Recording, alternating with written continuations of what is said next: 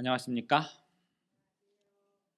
오늘 말씀의 제목은 본향을 찾는 사람들입니다. 어, 히브리서 11장 말씀을 먼저 읽겠습니다.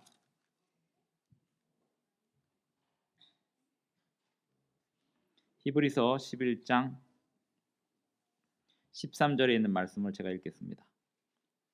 이 사람들은 다 믿음을 따라 죽었으며 약속을 받지 못하였으되 그것들을 멀리서 보고 환영하며 또 땅에서는 외국인과 나그네임을 증언하였으니 그들이 이같이 말하는 것은 자기들이 본향 찾는 자임을 나타냄이라. 그들이 나온 바 본향을 생각하였더라면 돌아갈 기회가 있었으려니와 그들이 이제는 더 나은 본향을 사모하니 곧 하늘에 있는 것이라. 성경에서 말하는 본향은 본디 고향.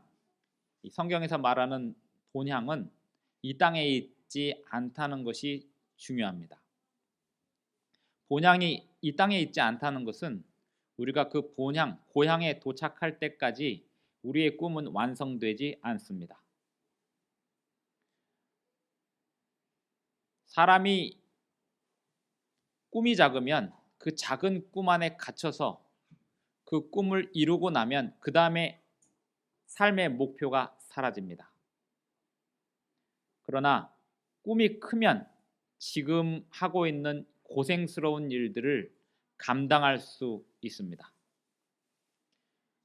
시골에 사는 아이들은 왜 학교를 갈까요? 사실 학교를 가지 않아도 되는데 말입니다.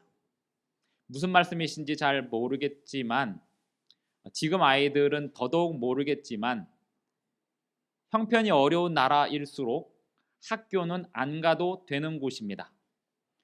중학교도 그렇고 초등학교도 그렇습니다. 지금 우리나라는 너무 잘 사는 나라라서 안 갈 수가 없습니다. 안 가면 와서 왜 안 오는지 발표를 하라고 합니다. 초등학교와 중학교는 의무 교육이어서 안 갈 수가 없을 만큼 제도가 잘 되어 있는 나라가 우리나라입니다. 하지만 여전히 이 세상에는 초등학교, 중학교도 등록금을 내고 다녀야 되는 그러한 아이들이 있고 그냥 시골에서 부모님과 함께 농사를 지으면 살 수 있음에도 불구하고 죽을 고생을 다해서 굳이 학교를 가서 선생님에게 지각했다고 혼나고 등록금을 덜 냈다고 혼나가면서 학교를 다니는 사람들이 여전히 있습니다. 왜 그 고생을 하면서 그 아이들은 학교를 다니고 그 부모들은 그 고생을 하면서 그 학교를 보낼까요? 더 나은 상황을 꿈꾸기 때문입니다. 지금 이대로는 안 된다라고 하는 것이 학교를 가는 심정입니다. 지금 이 시간에 잠깐 한 5분 영상을 보여드리려고 하는데요. 이 세상에서 가장 위험한 등굣길이라고 하는 영화 같은 다큐멘터리입니다. 네팔에 있는 초등학교, 중학교 아이들이 어떻게 학교를 다니는지 한 마을의 아이들을 보여드리는데요. 배경은 그렇습니다. 제목 내용은 가장 위험한 등굣길이고 이 아이들이 학교를 가는 길에 강을 건너는데 이 강을 건너는 동안에 아이들이 어떻게 협력하고 어떤 위험을 당하는지에 대한 영상을 보겠습니다. 영어로 자막 없이 통역 없이 나오는 영상이기 때문에 눈치껏 조금 이해하시면 되겠고 영상이 끝난 다음에 제가 조금만 설명해 드리겠습니다. 이 다음 이게 한 시간짜리 영상인데 제가 다 자른 거고 이 밑에 탄 아이가 이제 학교 갔다가 하루 종일 수업이 잘 안 되는 장면이 나옵니다. 왜 안 되냐면 돌아올 때는 자기가 위에 올라타야 돼요. 그리고 그 길을 와야 됩니다. 그리고 이제 아이들이 인터뷰를 하는데 선생님 인터뷰를 하는데 당국에서 또는 나라에서 여기 도로를 이 다리를 안 만들어 준다고 누군가가 죽어야지 다리를 만들어 줄 것 같다고 하고 아이들이 인터뷰를 하는데 누군가가 이렇게 하다가 한 명 떨어진 애가 있었나 봐요. 근데 머리를 다쳤지만 죽지는 않았답니다. 그리고 또 어떤 아이는 떨어졌는데 헤엄쳐서 나온 것 같고요. 이제 근데 지금 이제 이 밑에 아까 탔던 인터뷰 했던 아이는 학교 가갖고 수업 시간 내내 얘가 집에 돌아갈 때 저 위에 올라타고서 끌어야 되는데 그 생각하느라고 수업이 안 되는 장면이 나옵니다. 그러면서 그 인터뷰에는 뭐가 나오냐면 자기는 떨어지면 수영도 못 한다고, 그렇게 이제 등교하는 그런 상황이 벌어집니다.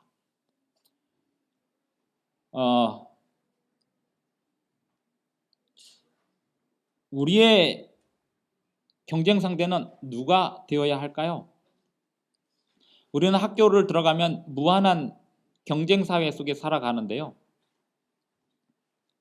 언젠가 말씀드렸지만 이 세상은 결코 공평하지 않으며 학교에서 1등을 했다 한들 그것이 공정한 상황 속에서 1등이 아니고요.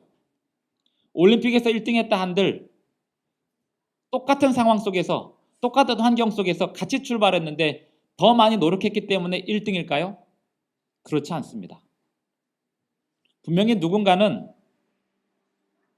충분히 좋은 조건 속에서 출발하고 있고 누군가는 아주 불안정한 조건 속에서 뒤에서 출발을 했지만 계속해서 불편한 상황 속에서 1등을 향해 갑니다.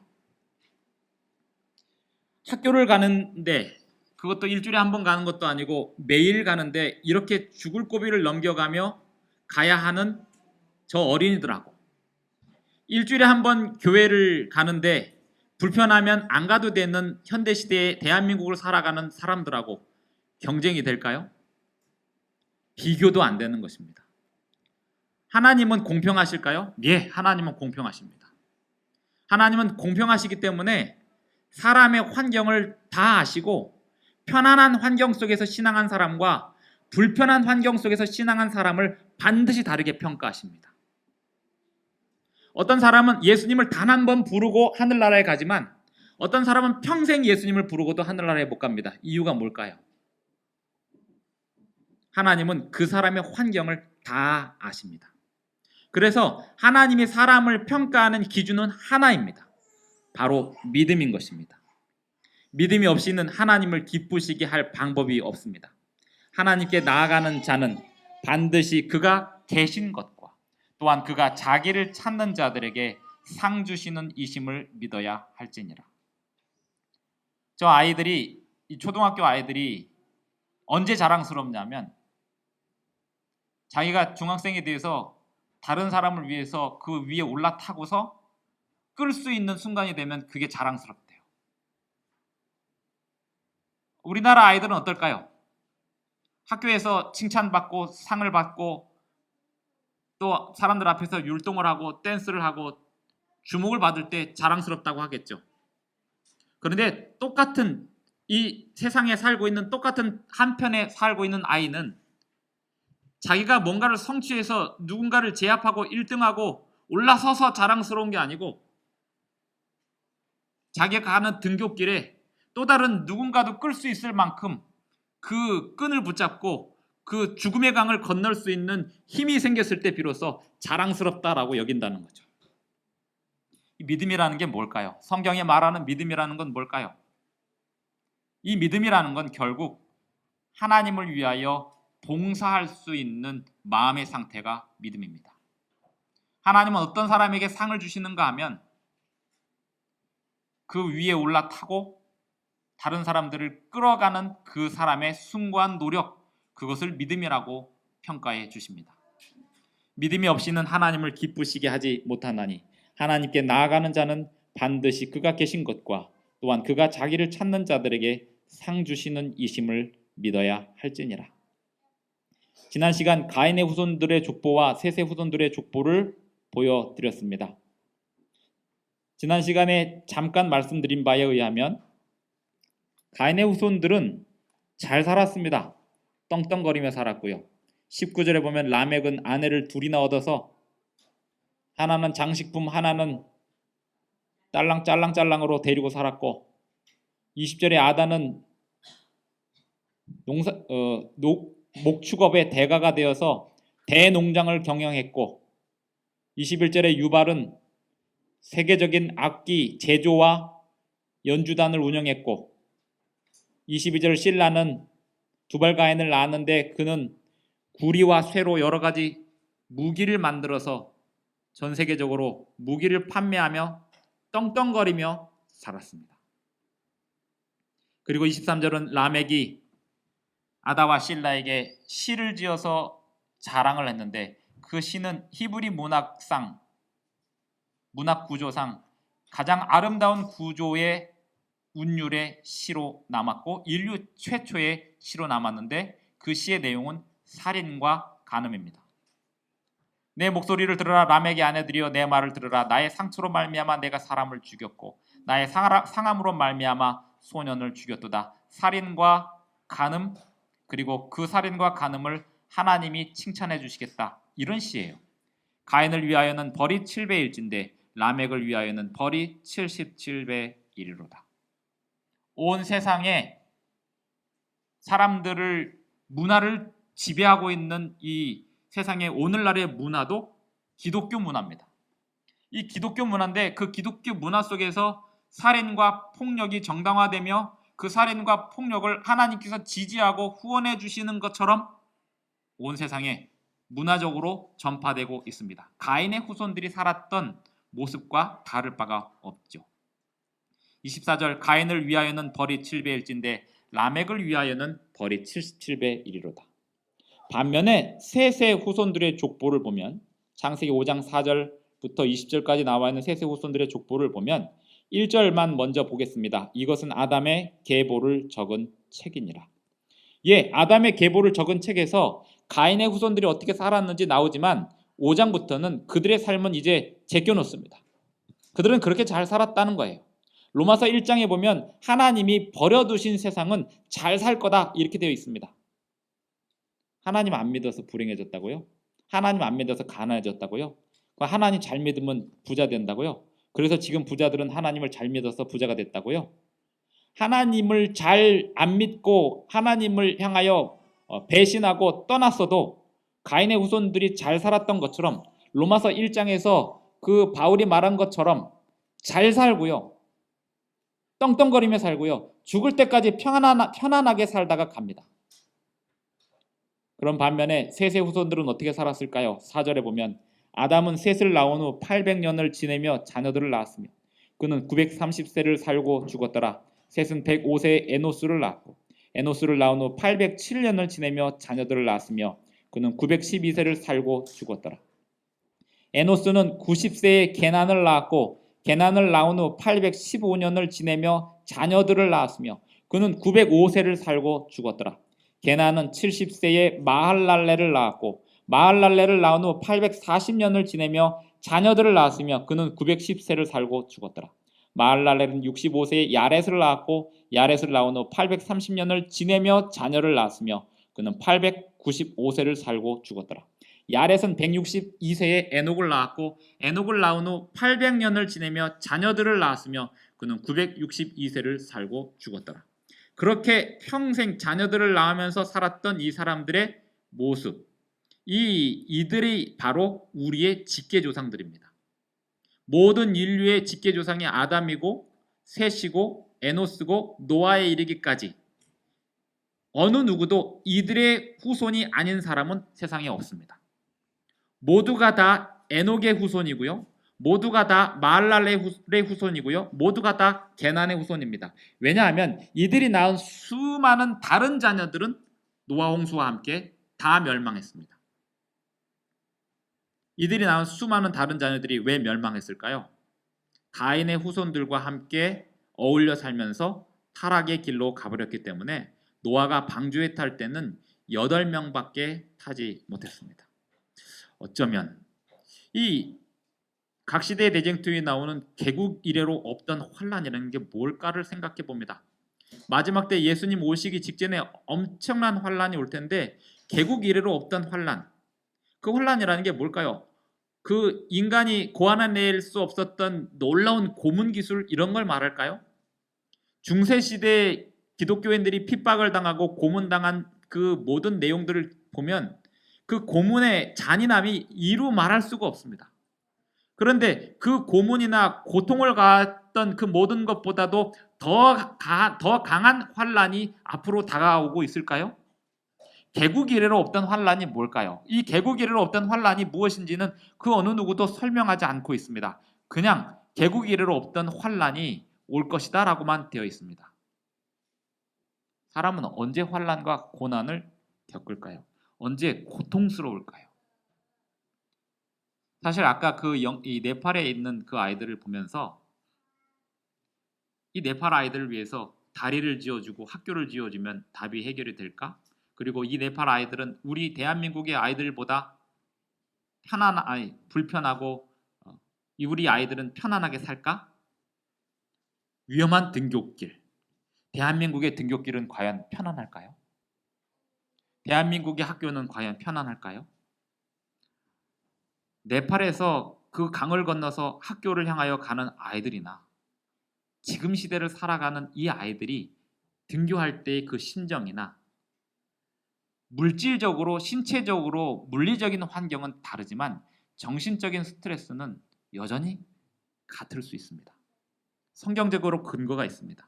잠언에 보면 사람의 고통은 자기만 안다 했습니다. 그 내용이 뭐냐면 모든 사람이 다 자기만의 고통을 안고 살아간다는 것입니다. 30년 전, 50년 전의 학교의 상황과 지금의 상황이 등굣길은 편할지 모르나 막상 학교에 들어가면 그 안에서 벌어지는 전쟁들은 또 말도 못하는 고난이 아이들은 겪고 있을 수 있습니다. 인류 역사 이래 모든 사람은 다 자신의 고난으로 살아요. 그런데 어떤 목표와 어떤 목적을 가지고 사느냐에 따라서 그 인생의 방향이 다릅니다. 가인의 후손들처럼 자신의 명예와 자신의 목적을 위해서 살 것이냐 아니면 하나님의 목적을 위해서 살 것이냐. 창세기 4장 25절 26절에 보면 아담이 다시 자기 아내와 동침함에 그가 아들을 낳아 그의 이름을 셋이라 하였으니 이는 하나님이 내게 가인이 죽인 아벨 대신에 다른 씨를 주셨다 함이며 셋도 아들을 낳고 그 이름을 에노스라 하였으며 그때의 사람들이 비로소 여호와의 이름을 불렀더라. 아벨 대신에 다른 씨를 주셨다는 말과 여호와의 이름을 불렀다는 말, 이 두 가지 말을 잘 이해할 필요가 있습니다. 이것은 매우 중요한 교리를 담고 있습니다. 아벨 대신에 다른 씨를 주셨다는 말은 창세기 3장 15절로 거슬러 올라갑니다. 내가 너로 여자와 원수가 되게 하고 내 후손도 여자의 후손과 원수가 되게 하리니 여자의 후손은 내 머리를 상하게 할 것이요 너는 그의 발꿈치를 상하게 할 것이니라. 에덴 동산에서 아담과 하와가 선악을 알게 하는 나무를 따먹은 이야기는 하나님을 안 믿는 사람도 다 압니다. 기독교가 승인 또는 용인 또는 묵인되는 나라에서는 창세기 3장의 이 이야기는 누구나 다 아는 이야기입니다. 그런데 그 안에 담겨있는 의미는 잘 모릅니다. 우선 하와가 선악을 알게 하는 나무의 열매를 따먹고 남편에게도 주매 남편이 그것을 받아 먹음으로써 인류의 역사는 틀어져 버렸습니다. 만약에 여자가 그걸 따먹었어도 남편이 그걸 거절하고 안 받았다면 이렇게 되진 않았을 거예요. 왜냐하면 인류의 첫째 사람은 여자가 아니고 남자 아담이었기 때문입니다. 여자는 남자에게서 나왔습니다. 남자의 갈비뼈를 뜯어서 나온 게 여자입니다. 그래서 오늘날 많은 남자들이 자신이 타락한 게 여자 때문이라고 이야기하는데요. 천만의 말씀이에요. 자신이 타락한 건 자신이 선택한 결과이지 여자의 핑계를 댈 수 없습니다. 오늘날 많은 여자들이 자신이 타락한 게 남편 때문이라고 이야기하는데요. 천만의 말씀이에요. 자신이 선택한 결과입니다. 내가 너로 여자와 원수가 되게 하고 내 후손도 여자의 후손과 원수가 되게 하리니 라는 이 말은 근본적으로 사탄이 그 여자에게 그 열매를 주면서 시작이 됐어요. 그래서 남자의 후손은 이제 더 이상 끝났습니다. 그러니 여자의 후손, 남자의 후손은 아담의 후손을 상징하고 여자의 후손은 하와의 후손을 상징하는데 남자의 후손이라고 하는 것은 그 누구도 이 세상에 태어난 그 누구도 다 죄인으로 태어나게 되어 있습니다. 그래서 남자 아닌 아담이 아닌 여자의 후손을 따로 보내겠다는 뜻입니다. 그 여자의 후손이 누구를 상하게 할 거냐면 여기서 너가 누구냐면 사탄입니다. 내가 하나님을 말하고 너로 사탄을 말합니다. 여자와 원수가 되게 하고, 사실은 내가 너로 여자와 원수가 되게 하고라는 이 말이 복음의 시작입니다. 사람은 누가 원수인지 잘 몰라요. 부부가 싸우면 여편네, 남편네가 원수인 줄 알아요. 그런데 진짜 원수는 그 여편네를, 남편네를 사로잡고 있는 사탄이거든요. 그 여인, 남편을 뒤흔드는 사탄이거든요. 그 사탄이 원수이지 자신의 부인, 자신의 아내, 어떤 아이들은 자신의 엄마가 원수인 줄 알고 덤벼요. 이 사춘기를 겪으면서 자신의 부모가 자신의 원수인 줄 알고 덤빕니다. 하나님이 사람에게 넣어주신 한 가지 에너지가 있는데요. 이 에너지가 뭐냐면 누구랑 싸우고자 하는 에너지입니다. 누구랑 싸우고자 하는 에너지가 바로 사춘기를 만듭니다. 이게 누구와 싸워야 될까요? 아무하고도 안 싸우는 사람들 있죠. 사춘기가 없이 누구하고도 싸우지 않고 잘 사는 사람들을 많은 심리학자들이 이야기하는데, 그 사춘기 없이 잘 사는 사람들이 어른이 되어서도 잘 사는 이유는 그 배우자가 엄청나게 희생하고 있기 때문이라고 해요. 왜냐하면 부모에게도 반항한 적 없고 누구에게도 반항한 적 없던 그 사람이 어른이 되어서 사람들에게 떵떵거리면서 살고 있지만, 사실은 가장 가까운 배우자를 엄청나게 괴롭히면서 자신의 그 싸우고자 하는 욕구를 그 사람에게 풀면서 대외적으로 잘 산다는 거죠. 이 싸우고자 하는 욕구를 하나님이 왜 주셨을까요? 죄가 들어왔기 때문에 싸우고자 하는 욕구를 주셨는데, 이 싸움의 대상이 누구여야 되냐면 원수 사탄입니다. 내가 너로 여자와 원수가 되게 하고라는 이 말은, 만약에 우리 아이들이, 우리 어른들이, 모든 사람들이 자신의 원수가 사탄임을 알면 달라질 겁니다. 내 원수가 지금 내 옆에 있는 사람이 아니고, 내 원수가 내 옆집에 있는 사람이 아니고 사탄임을 안다면 우리가 살아가는 이 인생의 이 모든 사고방식은 달라질 겁니다. 이 아이가, 우리 둘째 아이가 다니는 학교에 욕을 엄청 하는 아이가 있어요. 그런데 제가 그 아이를 위해서 매일 기도합니다. 왜냐하면 그 아이가 편안해야 우리 애도 편하니까. 그런데 이 아이를 위해서만 기도하는 게 아니고 그 부모, 담임 선생님을 위해서도 기도합니다. 왜냐하면 그 담임 선생님이 편해야 그 애가 편하고, 그 애가 편해야 우리 애가 편하니까요. 그 아이가 욕을 엄청나게 해서 아무도 못 건드리는 애예요. 최근에 담임 선생님이 바뀌었답니다. 갑자기 선생님이 그만뒀어요. 어느 날 갑자기 금요일날 얘들아 빠이빠이 하고 가버렸어요. 근데 다시 올 수도 있다 이렇게 얘기했는데 아무도 몰라요. 이유를 알 수도 없고, 담임 선생님께 물어볼 수도 없고, 연락처도 안 알려주고, 그렇다고 교장 선생님한테 그 사람 왜 그만뒀냐고 물어보기도 그렇고. 어느 날 갑자기 선생님이 바뀌었는데 선생님이 할아버지가 오셨대요. 그래서 아이가 굉장히 실망하고 있더라고요. 근데 제가 한편으로 기대하고 있는 건, 할아버지 선생님이면 그래도 아이들 질서는 잡지 않을까? 할아버지 선생님 무섭니 안 무섭니? 안 무서워서 불만이래요. 그래서 그 선생님 안 무섭기 때문에 이 욕하는 아이를 통제를 못한대요.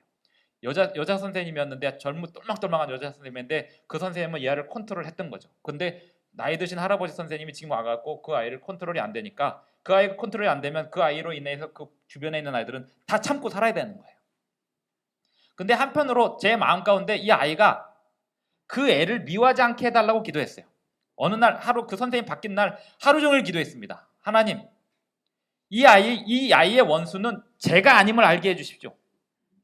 놀라운 건 그날 저녁에 희한한 얘기를 해요. 제가 물어보지 않았는데 그 아이가 제이라고 하는 아이인데요. 제이가 아니고 제이라고 하면 안 되는구나. 제이 이니셜이 JS예요. 주성이 아니고요. JS 이니셜이 JS인데, 그 JS라고 하는 아이가 우리 아이가 얘기하기를, 그 JS라고 하는 아이를 튀기는 3명이 있대요. 그리고 튀긴다는 건 걔를 화나게 만드는 3명이 있대요. 그걸 발견한 것만으로도 저는 다행이다 라고 생각을 했습니다. 왜냐하면 그러면서 하는 얘기가, 제가 원래 나쁜 애가 아닌데 가만히 내버려 두면 욕을 안 하는데 그 아이를 튀기는 3명이 꼭 그 아이를 화나게 만든대요. 그래서 사실은 걔가 욕하고 반해서 말썽을 일으키면서도 걔도 피해자라는 거예요.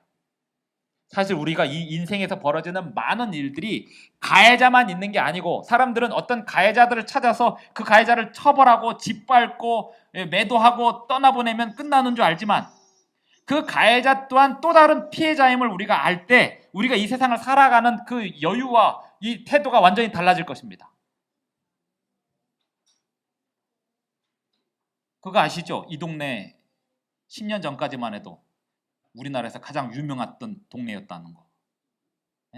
연쇄살인 사건. 제가 안녕동에 딱 발령이 공릉동에서 병점에 발령이 나가지고 이제 났는데 우리 집사람이 저한테 그러더라고요. 여보 거기 화성 연쇄살인 사건 난 데 아냐? 그래서 제가 화성은 맞는데 거리가 멀어 그랬습니다. 제가 찾아봤거든요. 살인 사건 난 데하고 저희 집하고 2km가 떨어져 있더라고요. 2km면 멀지 충분히. 이렇게 생각을 하고 멀어 그랬어요. 그러고 나서 저는 들어오면서 기도하기를 그 안녕동 아파트에 들어오면서 기도하기를 하나님 그 범인이 안 잡힌 상태에서 들어왔거든요. 그 범인이 누군지 모르겠습니다만 저를 이곳에 보내신 이유는 이 일을 끝내시기 위해 오신 거죠. 제가 이 사람 때문에 불편하지 않게 해주십시오라고 기도했습니다. 그리고 이 사람도 우리와 어떤 불편한 관계가 되지 않게 해달라고. 그 사람은 이미 우리가 도착했을 때 감옥에 있었고요. 나중에 그 감옥에서 다시 죄가 밝혀져서 그 사람이라는 사실이 밝혀져서 끝났죠. 어떤 사람은 우리 주변에 있는 범죄 사건으로 인하여 벌벌 떨면서 불안해하면서 살아가지만 어떤 사람은 그 범죄자를 피해서 저 멀리 안전한 데 가서 살았지만 그 안전한 곳에서 다른 사고에 의하여 어려움을 당하는 거 보면 이 세상에 어차피 안전한 곳은 없고 우리의 원수는 사탄이기 때문에 사탄이 있는 이 세상 전체가 다 안전하지 않은 반면에 한편 하나님께서 그 사탄을 이기시기 때문에 우리는 그 어디에 가서 살게 되더라도 하나님이 가서 살라는 곳이면 그곳이 가장 안전한 곳이 될 것입니다. 내가 너로 여자와 원수가 되게 하고 내 후손도 여자의 후손과 원수가 되게 하리니 이것이 하나님께서 무슨 약속을 우리에게 주셨냐면 이 사탄을 너로부터 격리시켜 줄게 이것입니다. 어떻게 격리? 여자의 후손이 와서 이 사탄을 물리쳐 주겠다. 그러니 아담과 하와는 그때로부터 여자의 후손이 나오기만을 계속 기다린 것입니다. 하나님의 이름을 여호와 이름을 부르더니라는 말도 생각해 보겠습니다. 창세기 12장 8절에 보면 거기서 베델 동쪽 산으로 옮겨 장막을 치니 서쪽은 베델이요 동쪽은 아이라 그가 그곳에서 여호와께 제단을 쌓고 여호와의 이름을 부르더니. 창세기 4장 마지막 절에서 비로소 여호와의 이름을 불렀다라고 하는 이 말의 뜻이 무엇인가 하면 제단을 쌓고 예배를 드렸다는 뜻입니다. 하나님의 이름을 불렀다는 것은 모여서 예배를 제대로 드리기 시작했다는 뜻입니다. 아브라함이 여호와 이름을 제단을 쌓고 불렀고요. 제단을 쌓고 부를 때마다 가족들을 다 불러 모아놓고 예배를 했습니다. 공중 예배를 드렸다는 뜻이고요. 하나님의 율법을 지켰다는 뜻입니다. 창세기 26장 25절 이삭이 그곳에 제단을 쌓고 여호와 이름을 부르며 거기 장막을 쳤더니 이삭의 종들이 거기서도 우물을 받더라. 아브라함도 여호와 이름을 불렀고 이삭도 여호와 이름을 불렀고 야곱도 여호와 이름을 불렀는데 여호와 이름을 불렀다는 이 말은 하나님께 공중 예배를 드렸다는 거예요. 제단을 쌓는 이유가 뭘까요? 홀로 그냥 텐트 안에서 장막 안에서 무릎 꿇고 기도하는 게 아니고 사람들 다 보는 앞에서 제단을 쌓는 겁니다. 교회를 왜 지을까요? 그냥 가정에서 온라인으로 예배 드리면 되지. 교회를 짓는다는 것 자체가 사람들 다 보는 앞에서 교회를 짓고 사람들에게 교회가 이 세상에 존재한다는 걸 보여주는 거죠. 하나님은 우리의 중심을 보시지만 우리가 하나님께 뭔가를 표현할 때 그것은 반드시 눈에 보이는 뭔가로 나타나게 되어 있습니다. 교육은 자연에서도 얼마든지 할 수 있잖아요.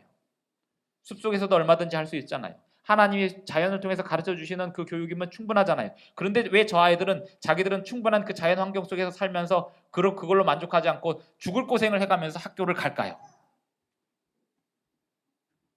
배우고자 하는 그 욕구는 그렇게 나타나게 되어 있습니다. 하나님께 우리가 진심이라면 하나님의 이름을 부르게 될 것이고 하나님의 이름을 부르는 것이 부끄럽지 않게 될 것입니다. 출애굽기 20장 7절 여호와 이름을 불렀다는 말은 사실 하나님이 계명을 지켰다는 뜻입니다. 너는 내 하나님 여호와 이름을 망령되게 부르지 말라. 이것이 세 번째 계명입니다. 창세기 4장 26절에서 여호와 이름을 불렀다. 노아와 그 가족들이 여호와 이름을 불렀다. 아브라함과 이삭과 야곱의 가문이 여호와 이름을 불렀다. 이 말은 하나님의 계명을 지켰다는 뜻입니다.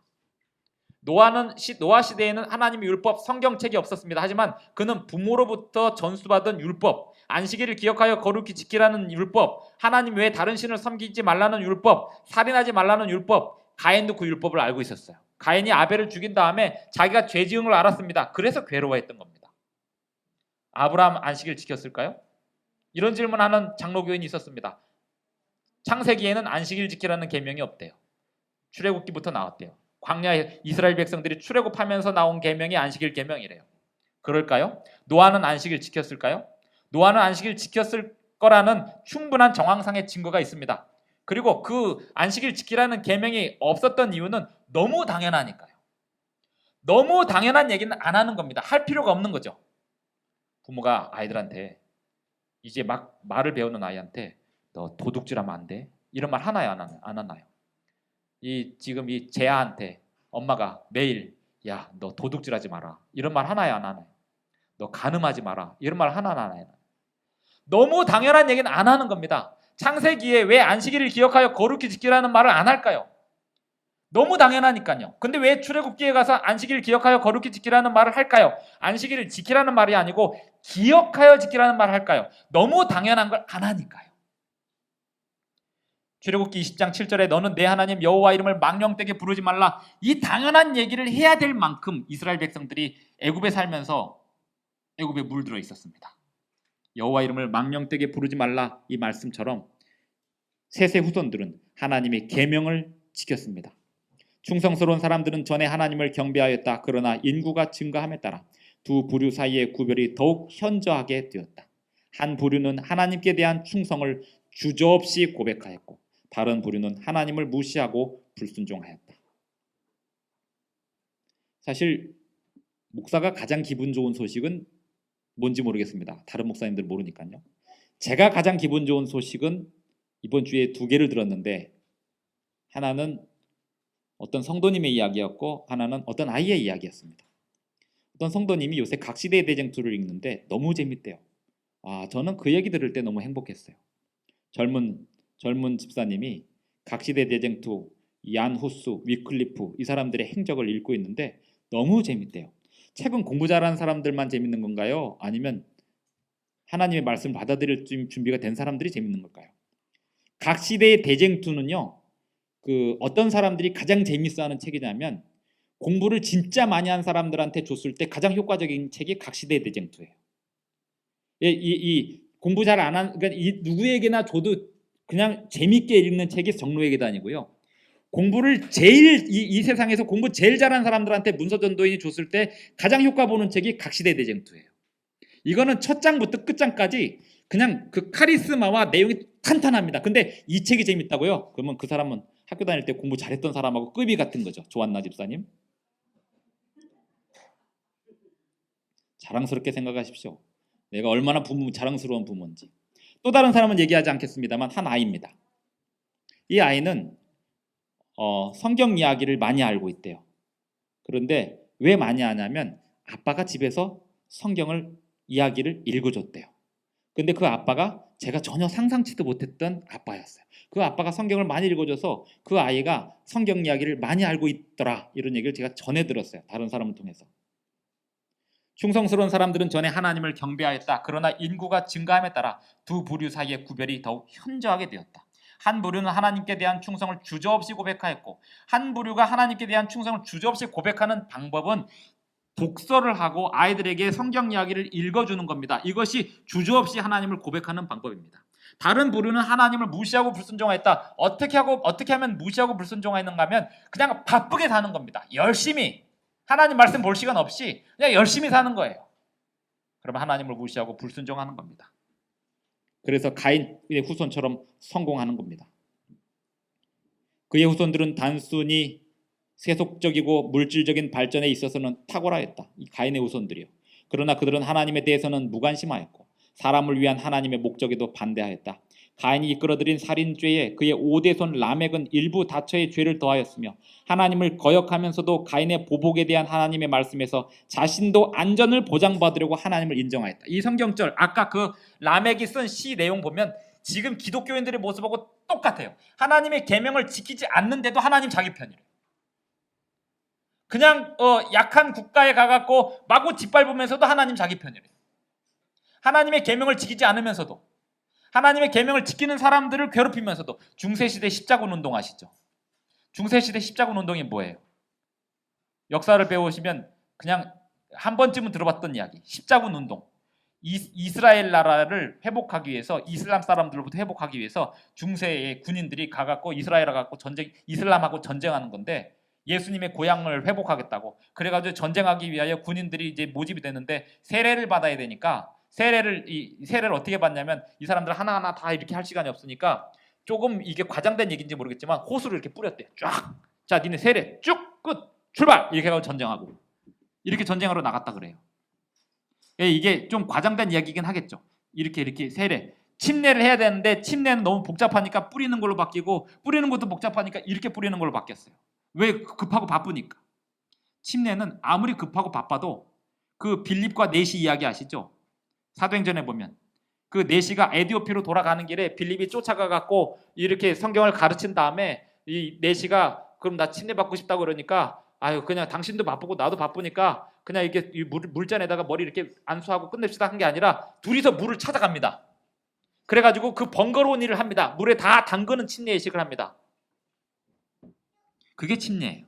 근데 십자군 운동은 그게 아니고 그냥 대충 뿌리고 가갖고 막 짓밟고 본인들도 하나님의 계명을 안 지키면서 하나님이 자기 편이라고 싸웠던 마지막 시대에 이 세상의 전 세계는 기독교로 물들 거예요. 타락한 기독교. 이것이 요한계시록에서 예언된 그대로입니다. 충성스러운 사람들은 전에 하나님을 경배하였다. 그러나 인구가 증가함에 따라 두 부류 사이의 구별이 더욱 현저하게 되었다. 한 부류는 하나님께 대한 충성을 얘기했고요. 에녹은 이것도 지난주에 말씀드렸고 지금 시대에 대한 이야기입니다. 홍수전 세계에서처럼 그때에도 죄악이 넘칠 것이다. 앞으로 사람들은 그들의 부패한 마음의 충동과 기만적인 철학의 가르침을 좇아 하나님의 권위에 대항하여 반역할 것이다. 그러나 에녹과 같이 하나님의 백성들은 마음의 순결과 하나님의 뜻에 일치되기를 구할 것이며 마침내 그리스도의 형상을 반사할 것이다. 에녹처럼 그들은 주의 재림과 범법에 임할 심판에 대하여 세상을 경고할 것이다. 그들은 거룩한 담화와 모범으로 경건치 않은 자들의 죄를 견책할 것이다. 물로 세상이 멸망당하기 전에 에녹이 하늘로 승천한 것처럼 산 의인들도 불로 세상이 멸망당하기 전에 하늘로 승천할 것이다. 사도는 다음과 같이 말한다. 우리가 다 잠잘 것이 아니요 마지막 나팔에 순식간에 호련히 다 변화하리니 주께서 호령과 천사장의 소리와 하나님의 나팔로 친히 하늘로 솟아 강림하시리라. 나팔 소리가 나매 죽은 자들이 썩지 아니할 것으로 다시 살고 우리도 변화하리라. 그리스도 안에서 죽은 자들이 먼저 일어나고 그 후에 우리 살아남은 자도 저희와 함께 구름 속으로 끌어올려 공중에서 주를 영접하게 하시리니 그리하여 우리가 항상 주와 함께 있으리라. 그러므로 이 여러 말로 서로 위로하라. 우리는 이 꿈을 위해서 삽니다. 우리의 꿈은, 우리의 본향은 이 세상에서의 출세가 아닙니다. 이 세상에서의 출세가 우리의 꿈이라면 우리를 출세시킬 사람들에게 우리는 평생 끌려다니게 될 것입니다. 하지만 진정한 출세와 성공은 하나님께서 주시는 은혜와 긍휼을 받는 것이 진정한 출세와 성공임을 안다면 앞으로 장차 있을 언젠가의 출세와 성공을 꿈꾸기보다는 지금 주시는 하나님의 은혜를 따라 살게 될 것입니다. 개국 이래로 없던 환란이라는 게 무엇일까 생각을 해보면 어쩌면 이 세상에 나라라고 하는 게 생겨난 다음에 개국 이래로 없던 그 환란이라고 하는 것은 노아가 겪었던 그 경험 아닐까 생각이 됩니다. 노아가 인구가 10억이나 되는 그 가운데 그 방주에 탄 사람이 불과 8식구밖에 안 돼요. 이 8명의 사람들만이 방주에 탈 때의 그 외로움은 말도 못했을 것입니다. 노아가 그 홍수 이후에 밖에 나와서 얼마나 마음의 그 적적함과 울적함을 견디지 못했는지 모릅니다. 사람은 사람이기에 사람들과 어울려 살아야 되는데 사람들과 어울려 살지 않으면서 하나님 말씀에 순종할 수 어울려 살지 않는 게 목적이 아니고요. 하나님 말씀에 순종하다 보니 어울릴 수 없는 거, 그렇게 사는 것이 그것보다 더 큰 환난이 어디 있을까요? 많은 사람들이 투쟁과 또 핍박 겪으면서도 힘을 낼 수 있는 이유는 동지들이 있기 때문입니다. 일제시대 때 감옥에 갇힌 사람들의 수기를 읽어보면 감옥에 갇히면 그렇게 좋대요. 한 방 안에 7명 간신히 누울 수 있는 방 안에 20명이 들어가서 앉아있는데 전부 다 독립운동가들이 앉아있는데 그렇게 좋답니다. 천국이 따로 없답니다. 왜요? 분명한 목적을 위해서 함께 희생하는 사람들과 함께 있는 동안에는 그 환경이 아무리 힘들고 어려워도 행복한 거죠. 하지만 물질 속에서 풍요로움을 느끼면서 나와 공감할 수 없는 사람들과 함께 어울려 살아가는 그 불행은 말도 못하는 것입니다. 개국 이래로 없던 환난이라고 하는 것은 모든 사람이 다 타락할 때 하나님 말씀에 순종하여 살아가는 그 환난이 개국 이래로 없던 환난 아니겠습니까? 엘리야가 마지막에 그렇게 말합니다. 오직 나만 남았거늘. 그런데 하나님이 엘리야에게 이렇게 이야기합니다. 너 말고도 7,000명이 있다. 오늘 우리가 하나님 말씀에 순종하고 사는 것이 참 힘든 일입니다. 안식일 교회 매일 출석하시는 것도 기적 같은 일이고요. 이렇게 예배에 많은 사람들이 참여하는 예배가 아닌 초라한 예배, 이 교회의 예배가 초라하다는 게 아니고요. 오늘 우리 아이가, 둘째 아이가 헌금 수합을 왜 어린이만 해야 되는지 또 질문을 하더라고요. 그래가지고 제가 진심을 얘기했습니다. 아빠의 진심은 대형 교회도 어린이들이 헌금 수합하는 게 아빠의 목적이야, 꿈이야. 그런데 큰 교회는 어린이들한테 기회가 안 가. 주고 싶어도 못 줘. 왜? 그 교회에서는 서로 어른들이 자기들이 하려고 하기 때문에 어린이들한테 기회가 안 가. 그러면 큰 교회에 가게 되면 자기가 맨 처음에 한 번은 해보겠대요. 너한테 기회가 안 와. 그때 되면 오지도 않아. 그러나 아빠가 이 다음에 큰 교회에 가게 되면 어떻게 해서든지 설득을 해서 어린이들한테 헌금 수업을 시키고 싶어. 이유가 뭔지 알아? 어린이들은 가장 착하기 때문이에요. 맑고 순수하고 말씀을 가장 잘 받아들일 수 있는, 어른들보다 사심이 없고 헌금을 수합할 수 있는 자질이 되기 때문이라고. 그런데요, 이 단순한 일이 사람들 별로 없는 데서 하면 초라하고 힘겹고 재미없습니다. 그런데요, 사람들이 많은 데서 하라 그러면 너도 나도 하고 싶어 해요. 우리 교회에서 안식일학교 순서 맡기면 힘드시죠? 큰 교회는요, 안식일학교 순서 하고 싶은 사람들이 줄 섰습니다. 이 단에 서갖고 뭔가 이야기하고 싶은 사람들이 줄 서갖고 목회실에서 누구를 이렇게 빼면은 그 빠진 사람이 저 사람은 2번 주고 나는 왜 1번 주냐고 싸웁니다. 그러니 이렇게 이 작은 환경 속에서 내게 맡겨진 일에 최선을 다하고 사는 것도 개국 이래로 없던 환난이에요. 이거 환난입니다. 이런 상황 속에서 아이들이 견디는 것도 환난이고요. 어른들도 뭔가 이렇게 좋은 환경이 아니라, 좋은 환경이란 게 뭘까요? 사람 많으면 좋은 환경인 줄 알잖아요. 뭔가 이렇게 출세할 수 있는, 뭔가 이렇게 잘 나가는 사람들이 곳곳에 앉아 있고 이렇게 폼나는 사람들이 앉아 있으면 좋은 환경이 있잖아요. 그런 게 아닌 곳에서 하나님 앞에 경건하게 예배하는 것이 그렇게 환난일 수 있습니다. 하지만 셋의 후손들처럼 자신에게 맡겨진 일들을 성실하게 살아가는 사람들, 그러한 사람들이 우리 모든 성도님들이 되기를 간절히 바랍니다. 하늘에 계신 우리 아버지, 오늘 이 시간도 주님 앞에 성실하게 머리 숙인 우리 성도님들에게 인내와 강인함을 허락하여 주시옵시고, 다른 사람들을 위하여 헌신하고 희생할 수 있는 건강과 풍성한 사랑을 갖게 하여 주시옵소서. 예수님의 이름으로 기도합니다.